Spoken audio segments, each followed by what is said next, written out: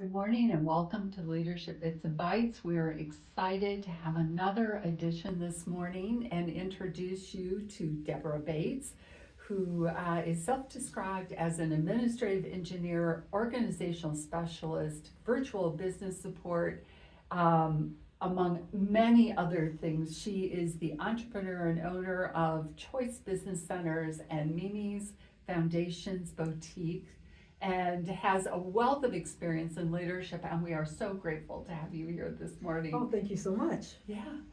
So, Deborah, share with us a little bit about what your day looks like. I'm sure it is a very busy schedule. Well, I'm an automatic person.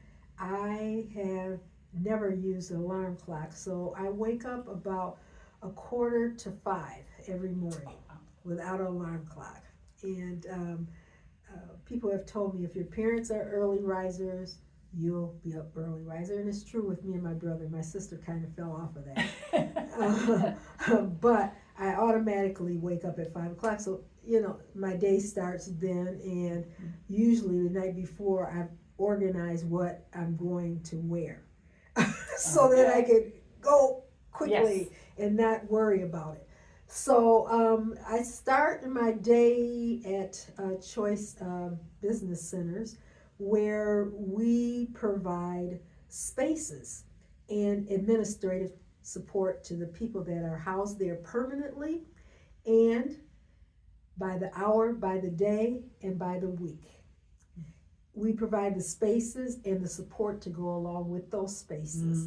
And the support can come from, oh, my printer is jammed, to, do you have time to maybe put this on an Excel spreadsheet? Don't get too much of that anymore because everybody is pretty literate now. So my support might be helping them with a pivot table or something like that.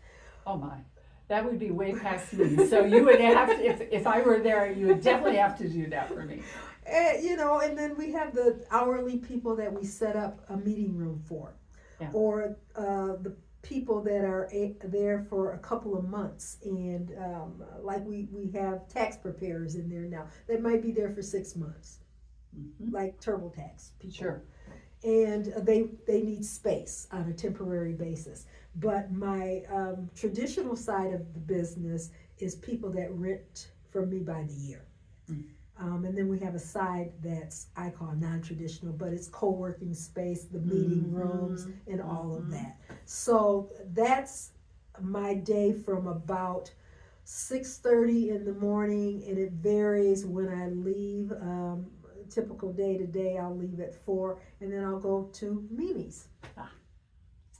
Mimi's is a boutique where I am a undergarment fitter for ladies, and I got into that by a friend couldn't find undergarment nowhere. We couldn't find it, and so I just had this ear. This is a problem.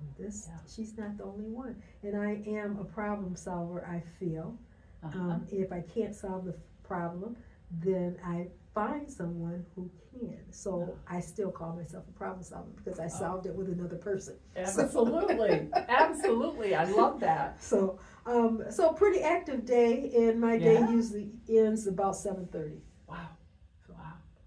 Yeah. So you are involved in a lot of things, and I know you also are involved in a lot of community efforts. Yeah. I am a secretary for the Grand Rapids Public Museums Foundation. Wonderful.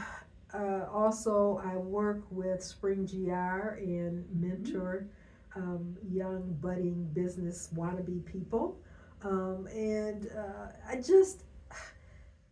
People call me and ask me to do things, and it might be a one-timer, or it might be for as long as it takes. And I don't like to be pigeonholed because I think that people need a fresh look. So when it's my time to move, I move. That is, I love that, and I know you because you've been so involved for so long in the community and have touched so many people. I'm curious, what inspires you? Other people. Mm. Other people that I come in contact with on some of the journeys. A lot of women business owners that might be good at what they do, but aren't good at the other stuff. And that's a big complaint. And capital, of course, is a big um, component of that.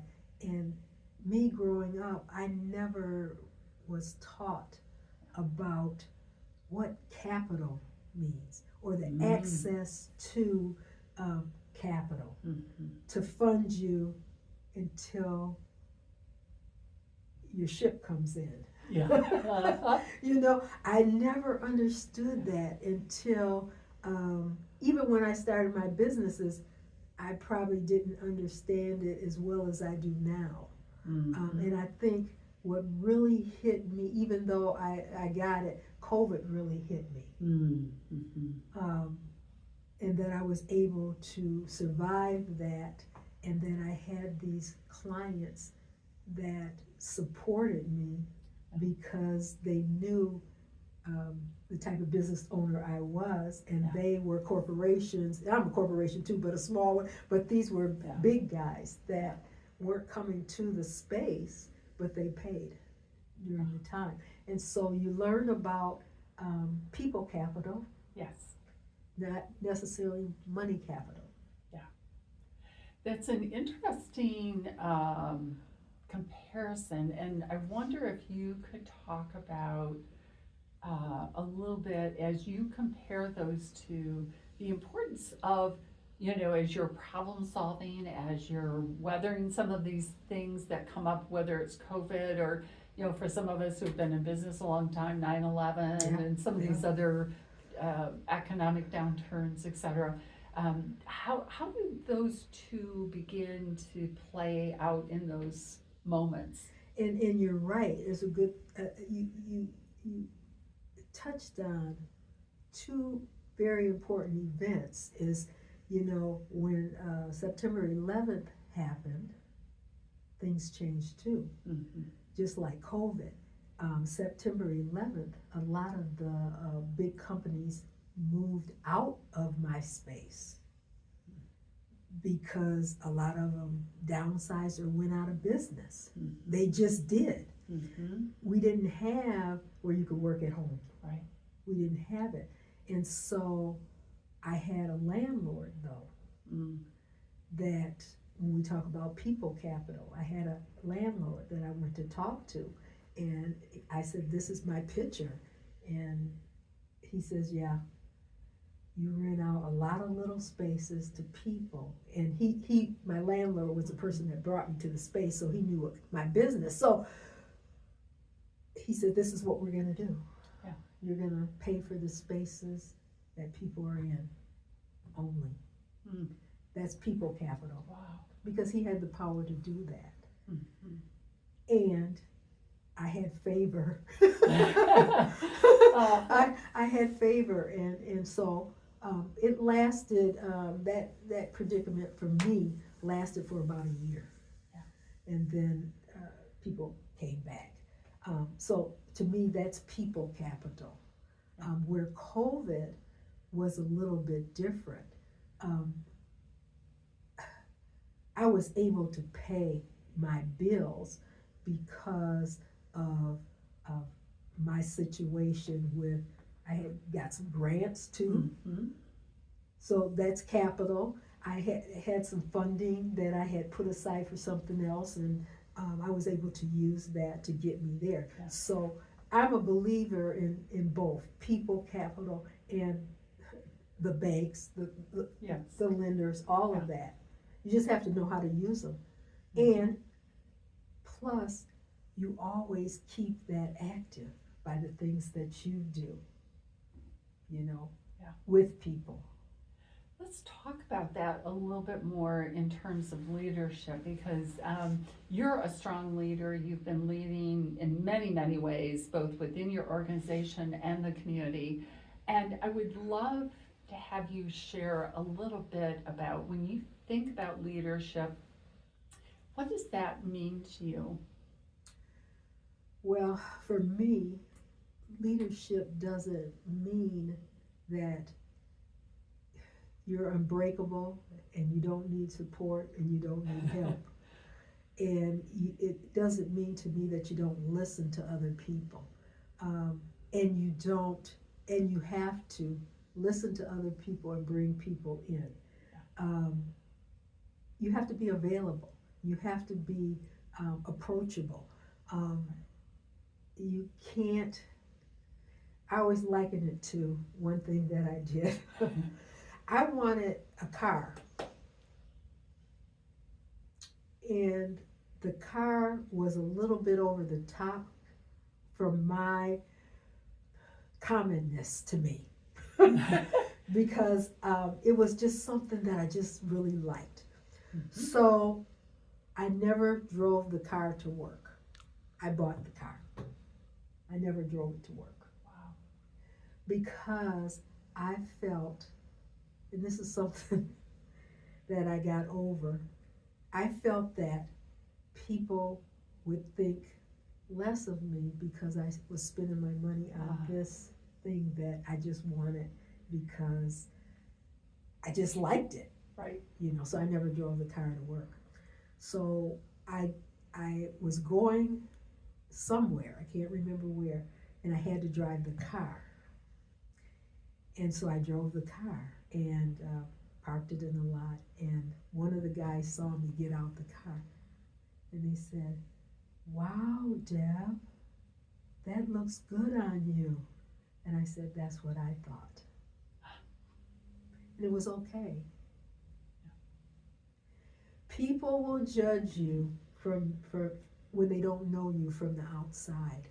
So my point is, let people know you from the inside. Then they don't judge you from the outside.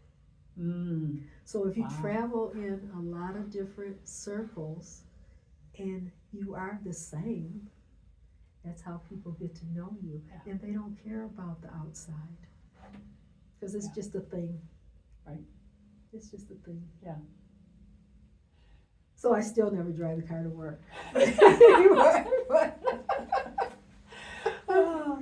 But it sounds like you feel like that ability to influence people is based on who you are as a person and your character. And then that is what's important in terms of leadership. Is that, am I saying that? Exactly, because I just believe that once you show people who you are, that's who you are. Yeah. And who is that says, when people show you who they are, that's who they are, believe them. And it's consistent. Yeah. And so, as far as community, people in the community see you at different times in different situations. And so for me, if you are a leader in the community, and a leader is someone who supports, teaches, and equips the people in the community and challenge them to do better in everything that they do. So when people call me and ask me to do something, I don't have to necessarily lead that. Matter of fact, I can count on 2 fingers how many things that I've led, but I participate in the background and support them and do that, and then walk away. And don't put me down for honorable mention and all of that, because that's what helps me to be the person I am. I'm accountable for me. Let's pause for a moment. We're going to take a break and come back for the second part of our conversation with Debra Bates, who has great wisdom that she's been sharing with us and insights about leadership. We'll be right back.